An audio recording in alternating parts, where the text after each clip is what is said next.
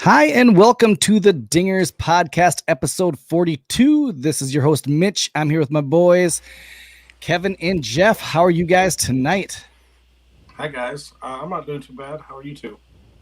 Not bad. Just another May evening, almost to June. We're getting there. I'm doing great.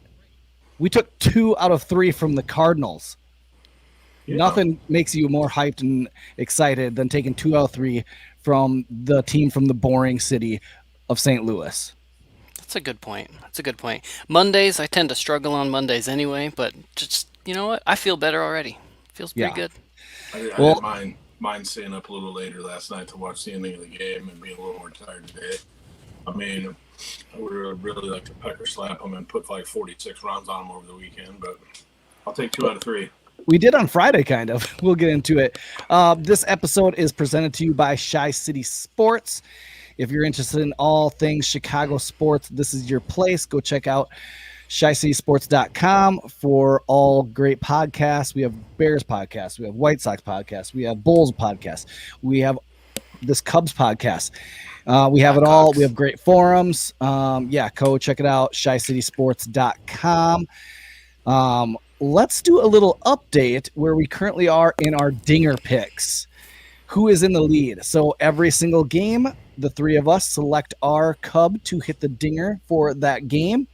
When we get it right, we get a point. And if your player gets 2 dingers that game, you get 2 points, and so on. We're doing this out throughout the whole season.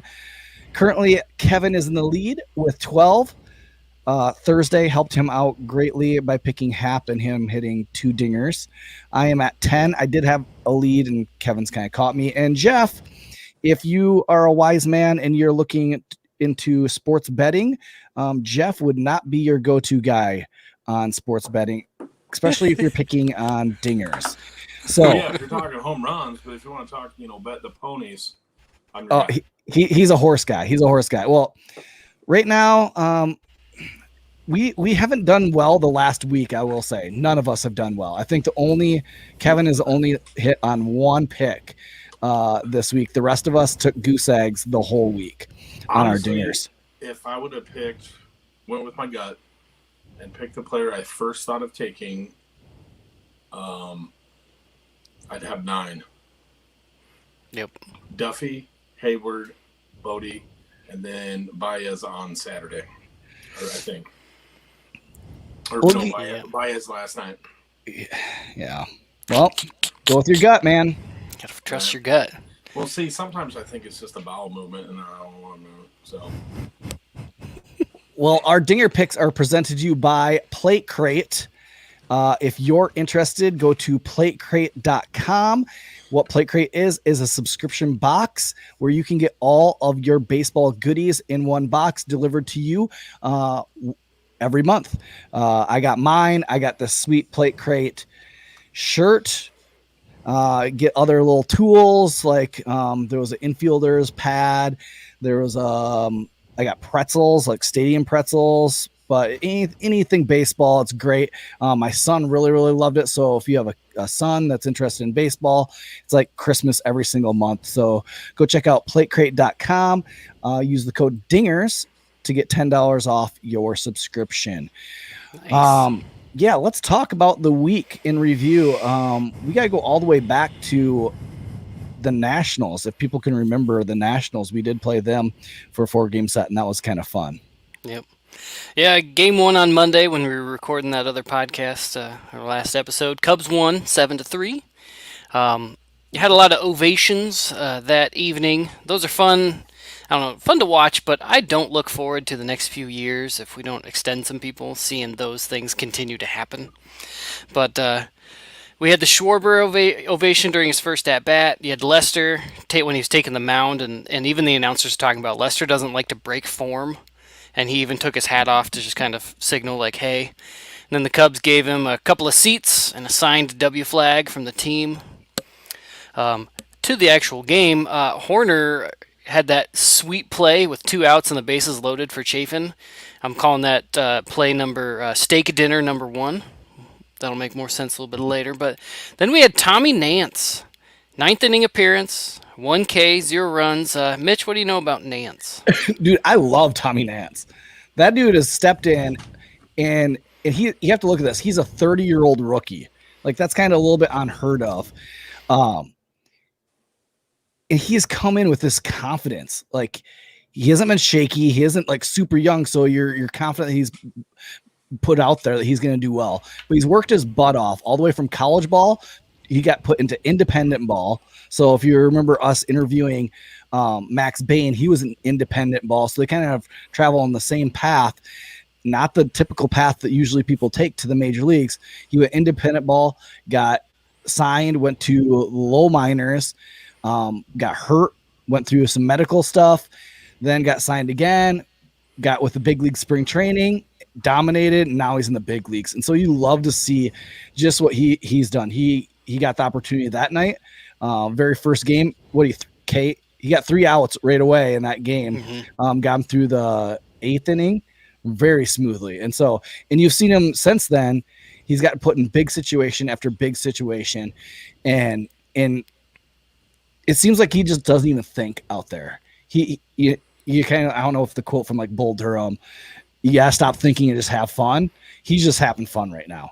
He's taken this moment, this opportunity to be able to pitch in the major leagues. And he's trying to make the most of it, and he isn't scared. He's saying this is a great opportunity, and I'm going to take it. So I love it. I love it, and we'll get into more of our bullpen later, how awesome they are.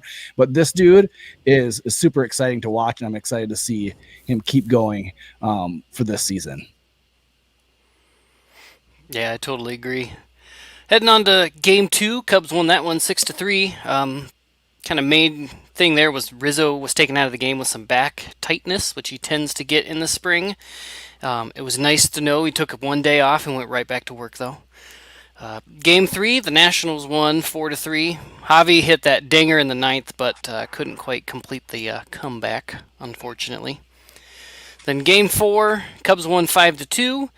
Williams went 4.2 innings pitched, 5 hits, 2 runs, 2 walks, 5 Ks, and 2 homers, which he gave those homers up back-to-back in the first inning, but he got right back into the game. He lasted 4.2, which was, I was a little worried when that happened in that inning. It got a little dicey. He actually pitched really well the rest of the game. Like, that first inning, I thought, oh man, this is not good. Right. Williams is going to be a short outing again. I think his previous outing it was like 1 1/3, and so I was like, man, our bullpen is great, and I trust them, but I don't trust them to eat up that many innings over and over and be overused. But he stepped up and pitched a good solid 5 and saving our bullpen a little bit. And Happer came through with some big dingers. Yeah. A couple other notes. P.J. Higgins made his debut behind the plate. He got a strike him out, throw him out in the 3rd. That was kind of sweet to watch. Hap hitting his 2 dingers, which was very nice for my dinger score. Nico made another dazzling play while Chafin's in the field, or Chafin was pitching, calling that steak dinner number 2. Justin Steele pitched 1.1 innings, 1 ball, 3 Ks, and unfortunately got put on the IL the next day when he was running the bases and pulled his hammy. Do you think we will learn that we don't want our pitchers to run the bases? If you go back to like Pedro Strop running the bases, getting hurt, costing the end of the season, I think in 2018, and now we have Steele getting hurt because he had to take a plate appearance, did a horrible bunt, but got the guy thrown out at second, but he had to run the bases. He did, I think, get to 3rd or maybe even scored. No, I don't think he scored. But I think he got to 3rd. He went back out for the next inning and had some hamstring tightness and got put on the 10-day DL. So, don't like to see it. Jeff, you got anything about the National Series you want to share, or can I go into the cards? No, I thought it was all around. I think we played on all facets of the game really well. Our starting pitching for the most part did a really good job. The bullpen was lights out. Offense was awesome. I mean, got a ton of hits, scored some runs in a lot of different ways. We didn't rely on the long ball, even though we like dingers. Everybody loves dingers. But, I mean, everybody's just kind of moved station to station and kept the line moving, which, it's great to see that kind of baseball. Yeah. I agree. Especially since in April, everybody was wanting to blow this team apart, sell everything off, and start over. We got receipts. Yeah. Yep. That's right. With you, Dom. Cardinals series, we had game 1 on Friday. Cubs won 12-3. Hendricks pitched 6.2 innings, 7 hits, 3 runs, 1 walk, and 4 Ks. We had a nice little boom jakalaka first pitch in St. Louis. It might be a boring city, but I love that Jock was welcomed there with a dinger. And hey, Jeff, what do you think of Peterson's lip adornment? Dude, I like it. I mean, it looks slightly creepy, but whatever. I think whatever like this team does to bring everybody together, I hope Rizzo grows a mustache personally. Yeah, I mean, get them all like, growing the stash. Super curly like his hair when it gets really long. But I mean, if you look at like facial hair, it brings dudes together. If you look at the 2013 Boston Red Sox, they all grew like some sort of weird beard. They all had nicknames. Rossi was a part of that team. Even Brandon Workman was, but he's no longer with us. We let him go. But anything this team does to come together, I like it. And that game was like so fun to watch because you had Hendricks, and he's back into form. He is who we're expecting now, and he's had I think it's just April, man. I think he just struggles in April. Once he gets past April, gets past maybe playing the Braves, who kind of have his number. He's starting to pitch lights out, and somebody that we can continue to trust, and he is a Cy Young. But what was even better was like that game was pretty close going into the 8th, and then that 8th inning is when everything fell apart for the Cardinals, and our bats kind of came alive a little bit. Javi hit a 2-run double. Rizzo cleared the bases, but what was even greater was that the legend, the best catcher ever in baseball, as Alex Rodriguez and Viscurgeon would say, made 2 errors, had a pass ball and then a throwing error that allowed, I think it was Horner to score. Horner, yep. And then the best third baseman in all of baseball has an error. It's like, you got to love it. You got to love them putting up a big and then putting them away. The teams that like when they get up and then put the team away and get up big. I think they were up 12-3 at that point. Yep. Yeah, there was nothing coming back. Did Arenado even get a hit all weekend? I don't think he did. I think it was 0 for 9, over 10. I think Goldschmidt had like 1 hit. Yep. Yeah. And that was a double. There was we had a hard time getting Sosa out, and was it Edmund? Edmund. And Molina got the 1 dinger. But yeah, we'll get into Saturday's game. Yep. Yeah, there was one scary moment in the 3rd. I don't know if you guys were watching when there was another pop-up between Happ and Horner, and it looked like they were it was one of those, oh gosh, are we watching it again? Are they going to collide? And Horner just veered off pretty early, like, nope, done, getting out of the way, and then Happ didn't quite make the catch. But it was one of those, like, I saw them running towards each other again, and I was like, no, not again, wave it off. Game 2, Cards won 2-1. Alzolay at 7 innings pitched, 5 hits, 2 runs, 6 Ks, and 1 home run to stinking Yadier Molina. That game thing that stuck out to me was that it really stinks that Alzolay didn't get any run support because he looked fantastic. Yeah, Alzolay is pitching himself into a number 1. Like he is growing every start out there. You can see the growth taking place. Oh, yeah. You can see even after that game, even after he gave up the home run, like of him collecting himself and still getting out of the inning without giving up any more runs. Like it was tough Saturday night to have to listen to Joe Buck announce a ball game, and I cannot. These national broadcasts, I can't stand them. Like I felt bad last night for David Ross getting ejected and having to go into the locker room and having to watch the rest of the game and having to listen to Alex Rodriguez and Vescurgeon.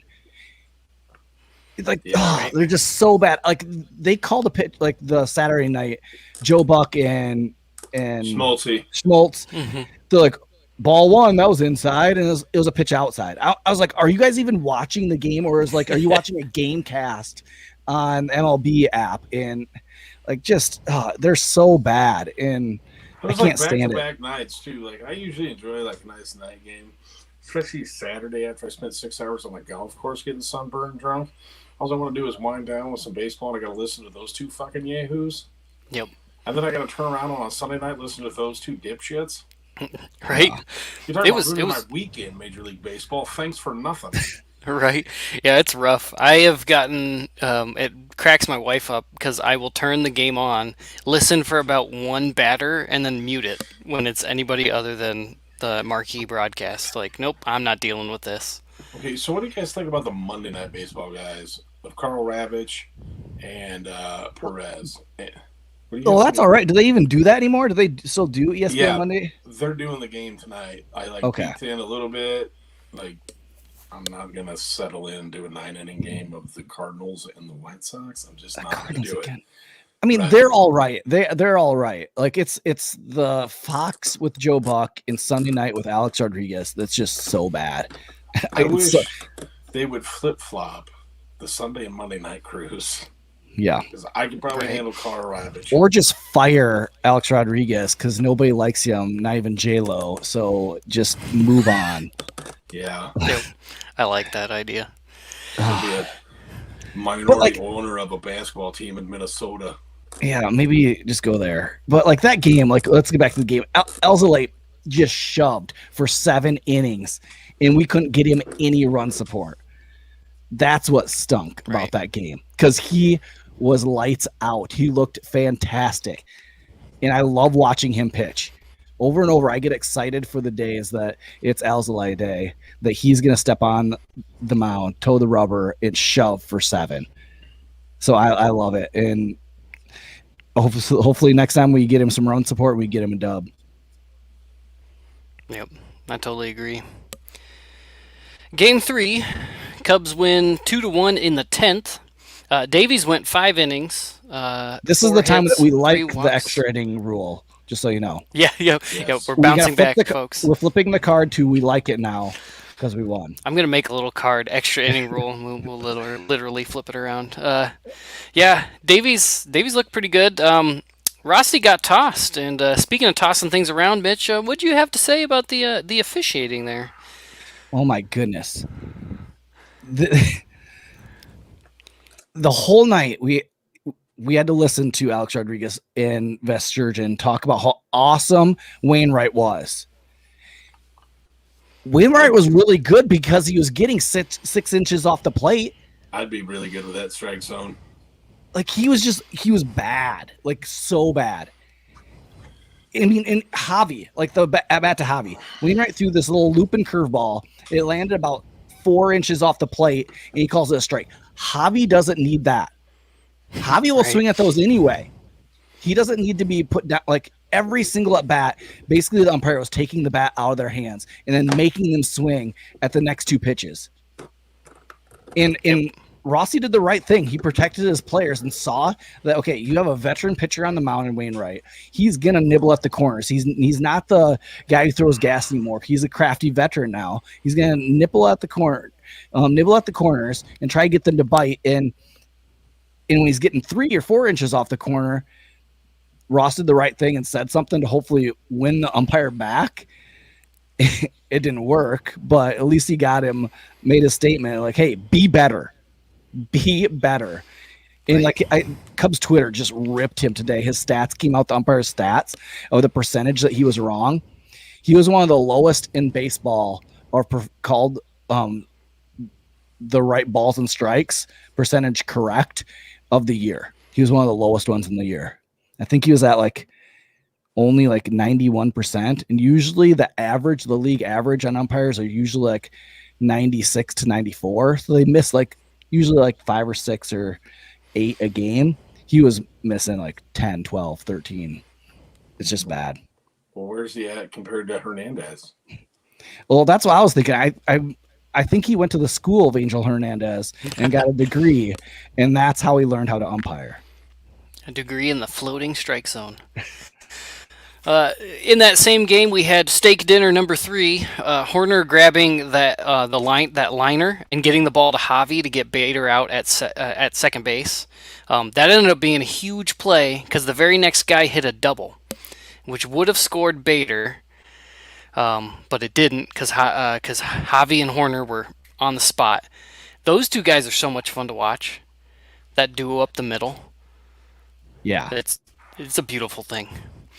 Anyway, then the 10th inning, we had the Javi dinger to win the game. Great to see. Shut up, Cardinal fans. All that jazz. Jeff, what do you think about these Cardinals? Well, I'm glad we won the series. I wish we would have swept them, but I'll take a 2-1 series win. So we're sitting at 24-22 and just 2 games back. So I'm really going to cross my fingers the White Sox just pound the shit out of them the next 3 games. Let's go Sox. Just literally go Sox. I mean, we got to feel good about ourselves compared to we were back in April when everyone was wanting to, carve chunks off this team and get rid of it.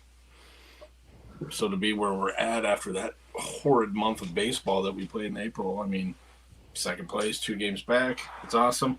Well, look at this. May was a low point. We were 12-16, 5 games out of first place.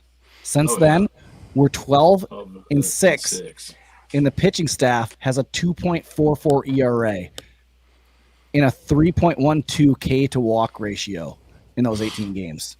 That's huge. Huge. Plus, the run support helps. People are hitting them, putting the ball in play. Yeah. On base. A lot of guys have heated up. Yeah, our offense hasn't been shut out since April 27th. I'd have to say that, you looked at the pitching matchups when they came out, and I saw Davies versus Wainwright. I'm like, we're going to get fucking shelled on Sunday. But he pitched magnificently, I thought. For the way he's been pitching, I thought he did a fantastic job for the innings he gave us last night. So he's got to be feeling good about that. Hopefully he'll build on that, keep going. I love it that Javi, so he swung at a 58-foot curveball, and then they tried to throw him the same pitch the next series, but it went 60 feet, and then it went 413 feet. Suck it. And as far as that douchebag Yadier Molina, who the hell takes a curtain call on a home run on the 3rd week of May? I mean, if it was like your last game, whatever, do whatever. It just shows you how stupid St. Louis fans are. They think they wrote the book on how baseball should be played. One, you do not take a curtain call in May when you only hit a solo home run. 2, in the 8th inning with the bases loaded, when you have your team with the bases loaded, you do not do the wave. The wave is not cool. Stop trying to make it happen. It's not cool. In the 8th inning of last night's game, they were doing the wave when they had the bases loaded. It's like, focus in, maybe just cheer on your team and stop trying to do the wave. Yeah, it's a kind of a big moment. Jump around's the new thing, all right? House of Pain. Figure it out. Gosh. Dumb fans. Dumb baseball fans. For sure. No, but I think Yadier is some USDA prime asshole. That's what he is.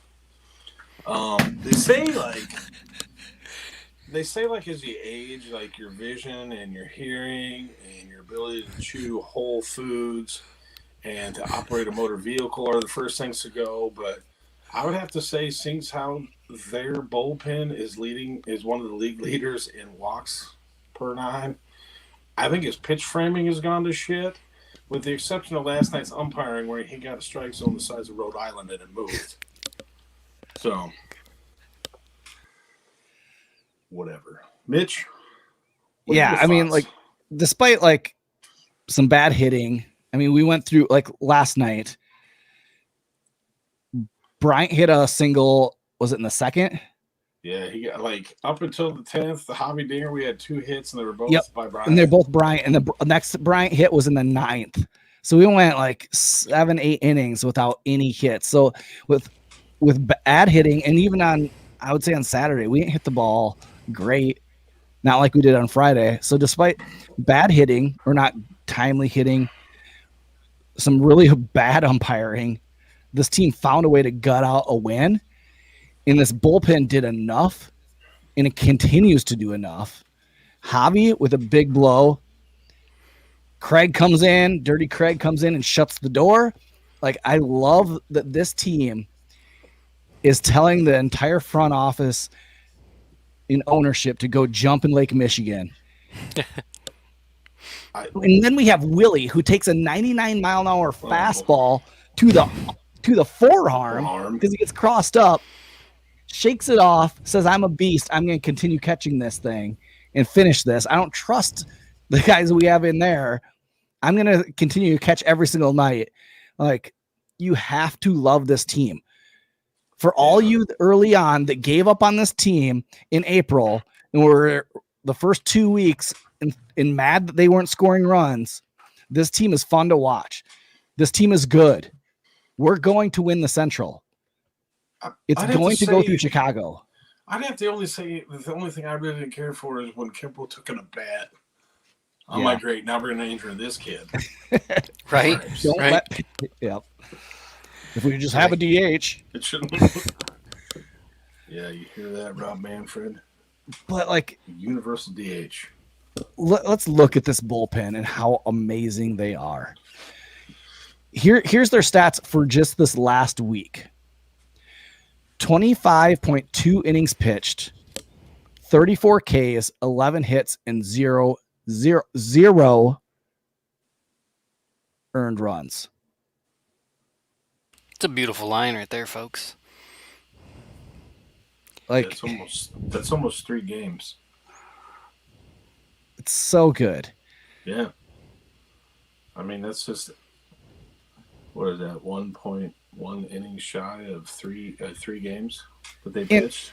And you look at, like, just look at the list of guys that you can trust in this bullpen. You go back to, like, the years 17, 18, 19, and us making the playoffs. We didn't have guys in the bullpen. Even the 2016 year, Madden didn't trust a lot of those guys in the bullpen to put in there in the playoffs to get outs. No, he pitched Chapman multiple innings. Chapman, I mean, we didn't have a lot of guys that we really trusted down there. And so this year we have, like, you go down the list and you're like, man, I have to go like 6 or 7, 8 deep before it's a guy like, I don't know. I don't know if I trust that guy. What was it was it 2019 when we opened the season in Texas against the Rangers, and by the time we left, our bullpen had an ERA like 20? Yeah. Yeah, that was a dumpster fire of a bullpen to start the year, crabs. But, like, you go through the list. Justin Steele, dude is lights out from the left side. Ryan Tepera coming in last night in the 8th inning. 8th inning, bases loaded, gets what should have been out at third base. We got him out 3 times. We had him out from the force out. We tagged it. Bodie tagged him twice, but then continued to pitch, get 2 outs, and then get Arenado to strike out. The dude should and continue to get MVP votes. Absolutely. You have Chafin down there, the sheriff, just dominate from the left side with his stash, his curly hair. You have Rex Brothers. I trust Rex Brothers. He can be a little bit shaky, but he throws gas. You have Brad Wick down there doing awesome. We have Tommy Nance we've talked about. You have Keegan Thompson. We talked a lot about him last week. Dan Winkler. These guys are just dominating. You have Dylan Maples, who has amazing stuff. He hasn't been pitching in a high leverage situation. He's the only guy in that bullpen where you're like, I don't know about him. Everybody else is just lights out. Yeah, did you notice that it'd been a while since Maples had pitched? Yeah. Before that last time. It's kind of interesting. Was it something like 2 weeks or something? Yeah, it was a bunch of games. I think they said 6 or 7 games or something. And, but I just have this saying that I remember, like,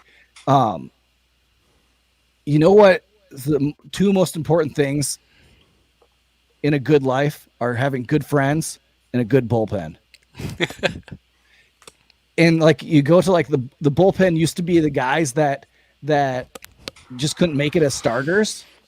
And that's not anymore. Like, you're getting guys that are legit. Like, that's what they're to do. They're here to pitch 1 inning and throw gas. That's the new wave of the bullpen. And we used to be facing these guys last like 3 years. It's like every single bullpen had these guys that could just throw gas, and we didn't have it. And now we finally do. And I don't know if like you remember, like, this team, like the Cubs team, kind of reminds me a little bit of the 2018 Brewers team. I hate comparing ourselves to the Brewers. But they had a loaded bullpen. They got carried into the playoffs by their offense that was timely hitting, and their bullpen. That once they got to like the 6th inning, they're putting up zeros. They're putting up zeros from the 6th inning on. And that's when Woodruff was just getting stuff together. I think they had this like Chassin was their best pitcher, their starting pitcher. And you're like, he's out of the league now. And they pushed the Dodgers to Game 7 in the NLDS because they had good hitting. They had a good offense, kind of like ours, and they had a shut down bullpen, just like ours. So to say that we can't make the playoffs this year and make a run, you're wrong. We can. And we will. I remember that year, 2018, it was all about, when we played the Brewers, it was all about scoring early and a ton, because you knew you weren't, once they switched, you weren't going to score at all once the bullpen came in. And that was the problem, that we couldn't that year. We couldn't ever score. It was like they had Zach Davies, they had Chassin, they had Woodruff, and you're like, why can we not score runs on these guys? And then it gets to be the 7th inning, you're like, well, this game's over. We might as well turn it off because they ain't going to put up any. I think that was the one game I remember Rizzo hitting a huge bomb to tie it up, and then we lost it in the 9th or to the 10th. Yeah. But that's what this team reminds me of, having a bullpen. I mean, if we get to the 5th or 6th, that's what's been happening. Like Davies pitching to the 5th, Williams pitching into the 5th. All they have to do is make it to the 5th inning, and then our bullpen takes over, and we feel confident. Speaking of that, do you worry at all, though, that like in 17, 18, and 19, that these guys might get a little overused at all? What do you think? What do you think, Jeff? Yeah. I'll go. There's no way we overuse anybody. There's way too many choices out there. So many reliable arms in that bullpen. There's no way that there isn't any reason why every night the same 3 to 4 guys are coming out of the pen to pitch. I mean, you can mix it up so many different ways with any number of these guys could go in almost any situation and get outs for you.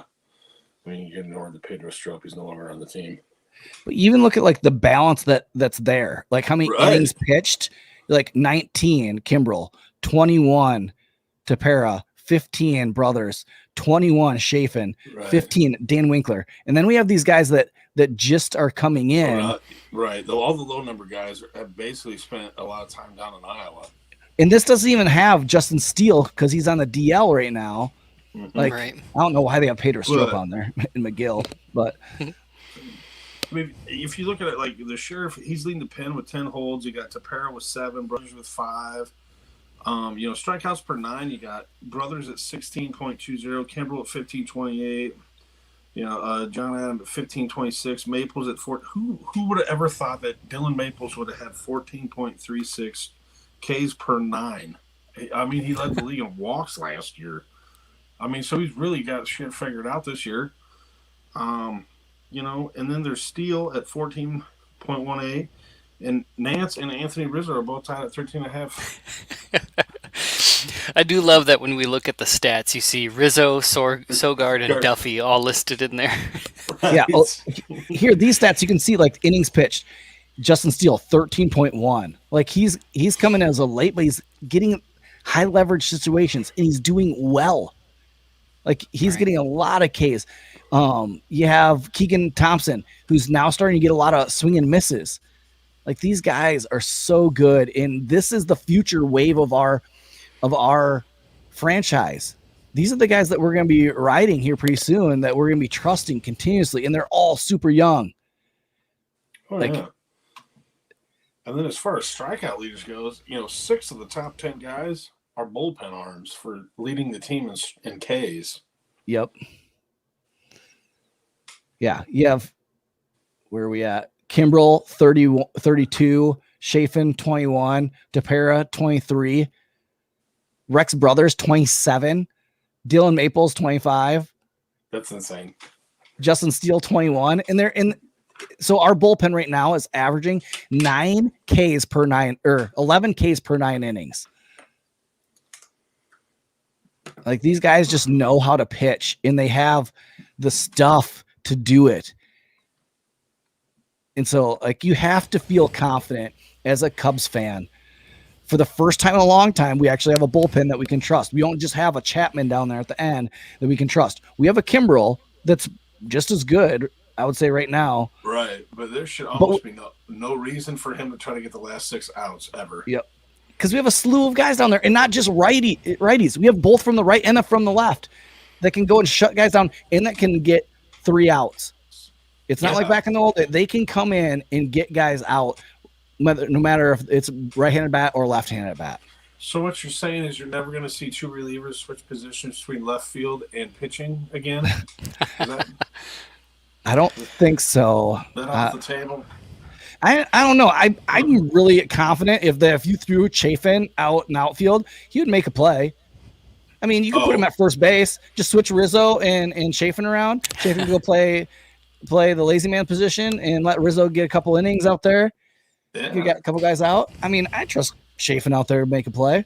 I have a feeling if you put Big Country out in the outfield that he's going to run into the brick that is hiding behind the ivy. Run right through it. Yeah. Yep. Yeah, I'd say with our bullpen right now, it is interesting. Whenever Ross is, called to the pen, or when they're showing the guys up there stretching out, it's like I don't see a name pop up or a guy start warming up, and I'm going, oh crap! Right. Like this next half inning is going to be a when they train wreck. Bullpen and you see who's up, and you're like, oh shit. Yep. Right. I haven't got that in a long time. No, it is a beautiful thing. Yeah. Yeah, I mean, a little bit with Maples, just because you're like, I don't know what Maples is going to come out. But you can tell the guys who Ross trusts. Ross does not trust Maples quite yet in high leverage situations. He's been put in games that have been a little bit blown out. He gets a couple innings. He's done really, really well. He's K'd a lot of guys. But he hasn't been in those situations where it's Cardinals 8th inning, bases loaded. That's not a Dylan Maples inning. That's a Ryan Tepera, or that's a Justin Steele when he comes off the DL. That's a Keegan Thompson. That's a Craig Kimbrel. The list just could go on and on. That's a Chafin. There's so many that you could throw in, like, all right, I feel confident we're going to get through this inning. And I mean, even your offense, you have to feel good as a Cubs offensive player, knowing like, okay, he's going to get us out of this inning. We're going to get up there and we're going to score some runs. Like, you have to, like, as an offensive guy behind you, behind that guy pitching on the mound, you have to feel a sense of confidence. Like, all right, we got this. We just got to get through the 6 and have the lead because we're going to shut them down. Yeah, something you brought up, Ross. Something I was thinking about him lately. With all these young arms coming in, he's immediately chucking them into high leverage situations.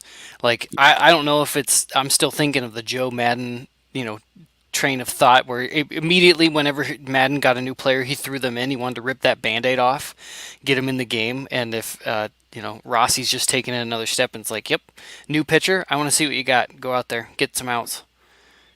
Yeah, but I think Ross has a lot more confidence. It's built that confidence into him. Yeah. I agree. Madden, I always had a sense where he just didn't trust a lot of guys, and rightfully so. Their bullpen wasn't very good. So when they did bring somebody up and threw him in, they're like, yeah, you're not very good. Like, and Madden knew it instantly. Where Ross is like, no, this guy has legit stuff, and I'm going to put him in here, and I know that we're going to get out of this inning. I mean, like, the first inning that Tommy Nance came in, that was an 8th inning in a 1-run ball game. Threw him right in and got right out of it. Like, you got it, and he did amazing. Just throwing flamethrowers. Yep. And nice. This isn't the only guys. Like, they have a ton of other guys still down at Iowa that can still throw gas. And, like, you just read the little reports on the minor leagues, and it's like we got that list of guys in velocity, and it was like 10, 15 player deep of guys that are throwing like 96 to 98, some hitting 100, just gas. And so, like, all right, here we go. The next wave is coming, and our bullpen is going to be lights out for the next couple of years. If we can just get a little bit of our starting rotation coming along, and then we have these young guys like Brandon Davis, Braylon Marquez, Miguel Amaya coming up, and if we re-sign some of these guys back, like, good things are going to be happening. Right, it's going to be nice. Gosh, it's going to be nice.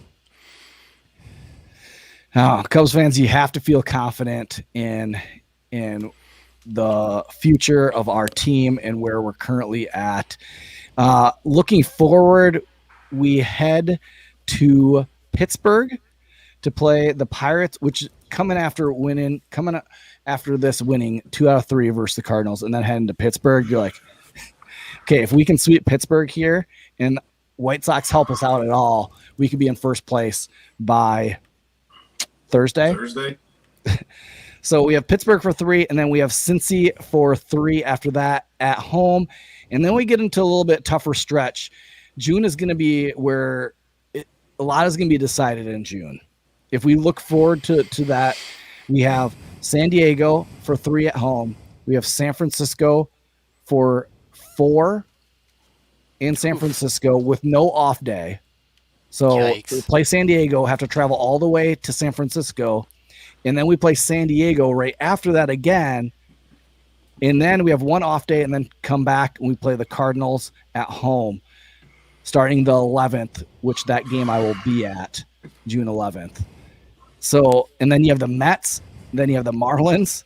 Like, you have a tough stretch. Then you have the Dodgers, and then you have Milwaukee. That is our June. That's a tough stretch. That's going to be where this team is really going to, I think the front office is looking at this schedule and saying, this is where we're going to make decisions. And hopefully our bullpen continues to do what they're doing. Our offense continues to do what they're doing. And our starting pitching just hangs on. We're going to have to play the 2018 Brewers playbook and hopefully get through June. Nope, I totally agree. Though it's looked wonderful lately. I don't know. I have a lot of confidence in this team. Even though we're 2 games back, it feels so much different than April felt. Yeah. It's a lot of fun to watch baseball right now. And when you miserable. Yeah, when you look at the Central, like right now, Cubs are 2 games back. Brewers were kind of struggling there for a little bit. In the last 10, they're 4-6. They're 3 games back. The Reds, who the Brewers just took 2 from, are 5.5 games back. They're 3-7 in the last 10. And then the Pirates, which their run differential is like, oh my gosh, that's gotta be I can't remember. It was like in the 80s for run differential, 70s or 80s. It's like huge, which right now the Cubs have the best run differential of any team in the Central. So just so you know. Nice. So let's get back in first place by week's end, beat the Pirates, beat the Reds, and then head to face the Padres and welcome back you and give him a not so warm welcome when he comes into town. So, you guys have anything else to add? No, I think I'm good. All right. You are good, Jeff. Well, let's keep it up. Keep being positive. And yeah, that does it for episode 42 of the Dingers podcast. Thanks for listening. Good night, John Boy.